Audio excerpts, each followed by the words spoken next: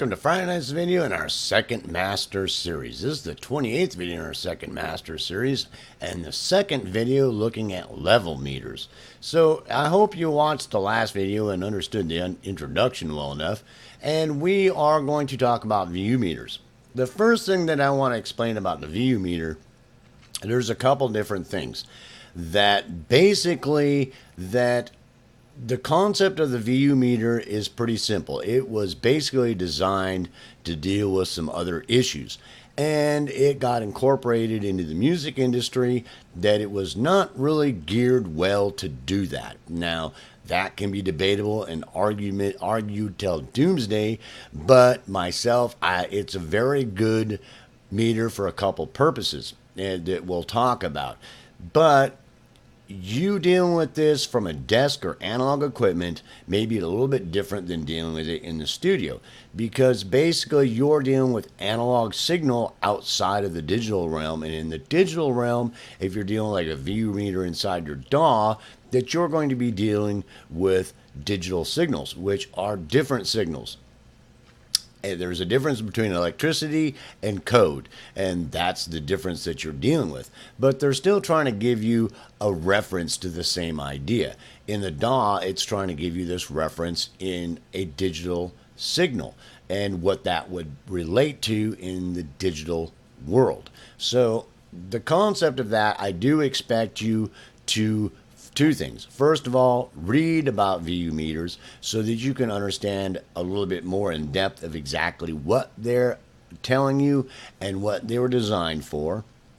And that is not going to take very long, no matter what level you are, to understand what that is. The second thing is, if you're going to use the VU meter, whichever one you happen to be using, to read about what it's trying to tell you as far as the one that you have, because they can be sometimes that you go out and buy a really expensive piece of analog equipment that it might not be the same piece of equipment that you got for $12 or for free. That's, a VU meter in your DAW, or the oscilloscopes. We talked about that when we were talking about oscilloscopes or any other piece of equipment.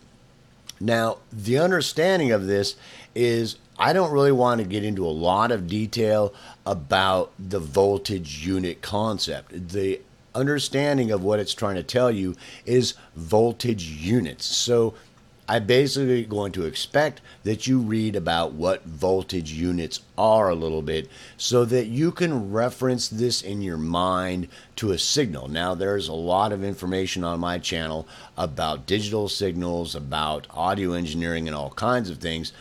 And if you want to get into the digital or into the electronics, then I have not delved that far into electronics. I deal with audio engineering as far as music production is concerned most of the time, because I've had very few people that really want to dig into, understanding that as much as you would think that some would. I did, but I found a lot are really not concerned with that and get absolutely no views because they don't really care. So that I'm leaving in your ballpark, which I do recommend you understand. What we're looking at when we're looking in the studio, the first thing is that whatever meter you're using, if you're using a desktop and analog VU meter, that it's giving you some simple information about voltage units, which you can equate very quickly to levels. So the exact understanding of that is the VU meter is going to normally have a couple of different things. Now, I'm going to show you this one in the DAW that's very simple. It's showing levels normally here between like 20 and 0, and then if it goes up above clipping, and it's showing a percentage of between 0 to where you can't hear this up to 100% where it starts clipping. Now, this is trying to relate 0 as 0 dBFS. Okay, so now that concept is pretty simple to understand. The second concept is that you have a sensitivity level here. Now, this sensitivity knob is going to, if I crank it way to the left or to a really low sensitivity, it's really not going to be showing a lot of what's going on with the dynamics and fluctuating a lot. The more sensitivity I give it, the more that it's going to try to follow the dynamics of whatever's happening. That's a pretty simple concept. Here, over here, if I set this to 0, and I put a tone generator on that track, and I set it to 0 dBFS, and it's showing 0 dBFS on my normal meter that I have in my DAW, it's going to be sitting right here at 0 right before clipping. If I go down to -6 dBFS and I set that tone generator to -6 dBFS, it's going to be showing -6 dBFS on my meter here, and it will be showing 0 on here right before clipping. Same thing if I go down to 12, if I go down to 18 and set the tone generator at -18 dBFS, it'll show -18 dBFS on my meter in here, and it'll be showing about 0 here. That can be helpful sometimes when you're setting levels to certain tracks. That can be very useful depending on how you mix your productions or what you're doing with them, and that's going to take time to see what things you update that are important to you or how you produce.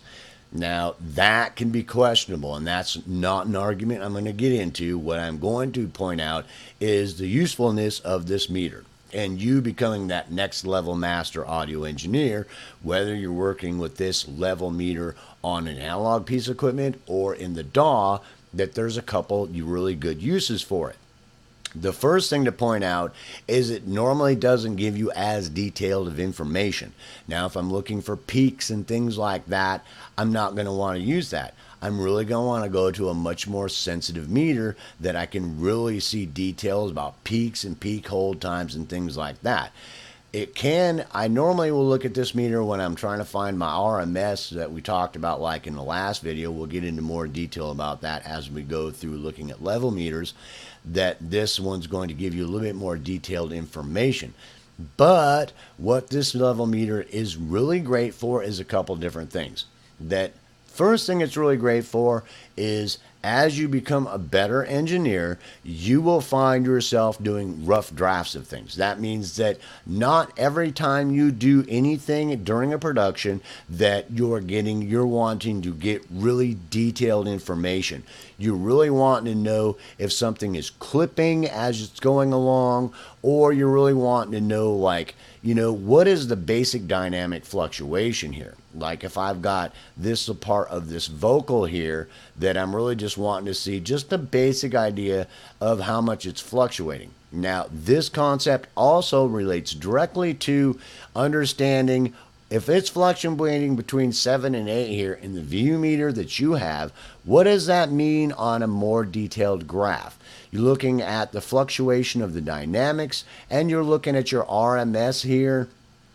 And how is that correlating here? So that your brain gets an understanding that when you start looking for more detailed information, in this meter you're looking for less detailed information, but you have a knowledgeable reference of approximately what that means, if that makes sense. That way, when I'm looking at this and I'm going, well, it's fluctuating between 7 and 8, and it's got about that much, it's showing at that sensitivity level how much dynamic fluctuation I'm getting in there and about how much RMS I'm getting there, and where it's just kind of fluctuating in between there. And if that's what I'm trying to see for at this point in the production, that's more than likely getting a rough estimate of what's happening, if that's okay. Does that make sense?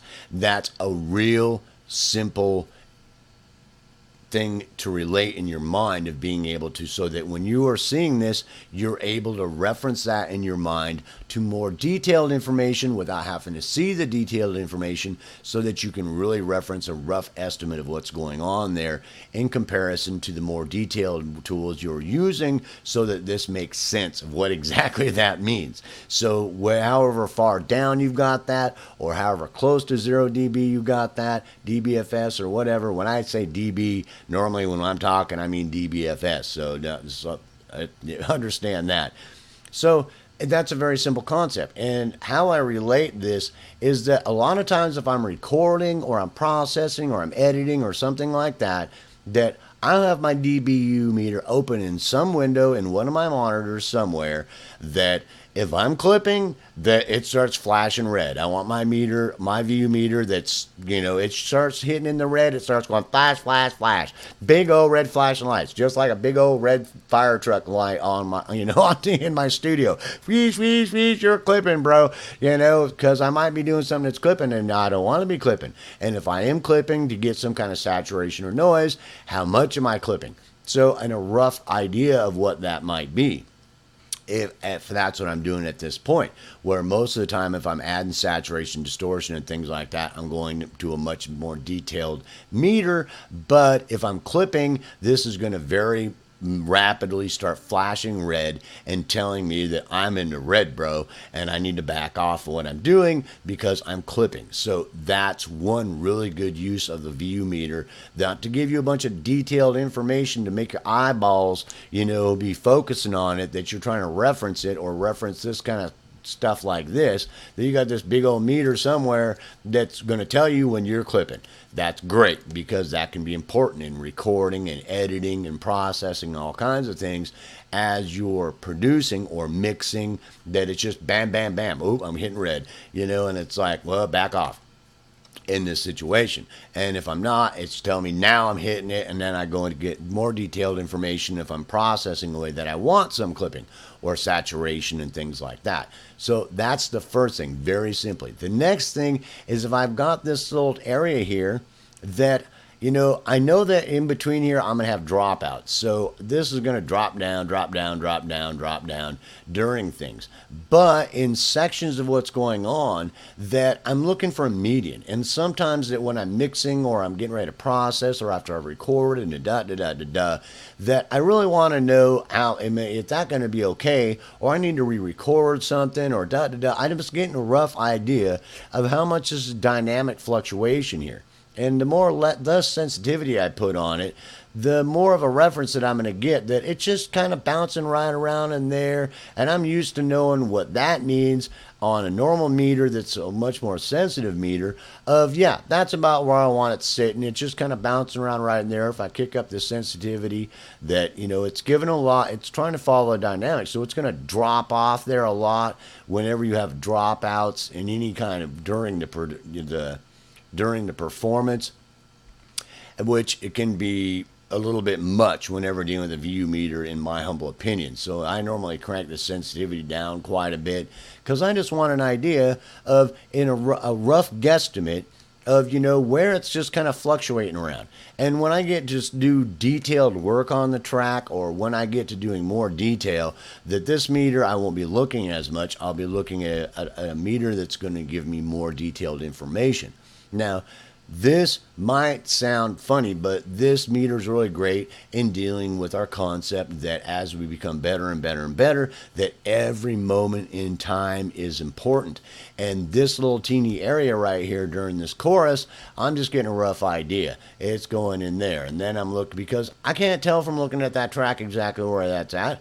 I don't want this much detailed information. I just wanted, a general reference of where it's fluctuating between. So I go over here and see that. I need to bring that up a little bit, or that down a little bit, or that up or down a bit. I'm getting a rough idea before I start getting into more detail.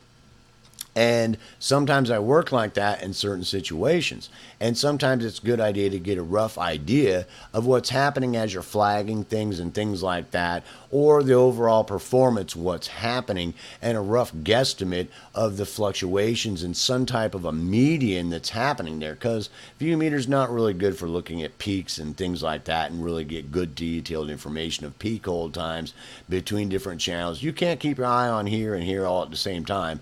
You're trying to look at one or the other during, even this short period of time is very difficult, but you can loop it and go, oh, okay, over here, whereas this is giving you a lot better information. You can see them riding right next to each other, and you can very quickly see when you're doing more detailed information or detailed work of what might be happening there. And sometimes it's better to have a VU meter as just one meter that's just given one sum of, even if it's a mono track or a stereo track, of what those levels might be.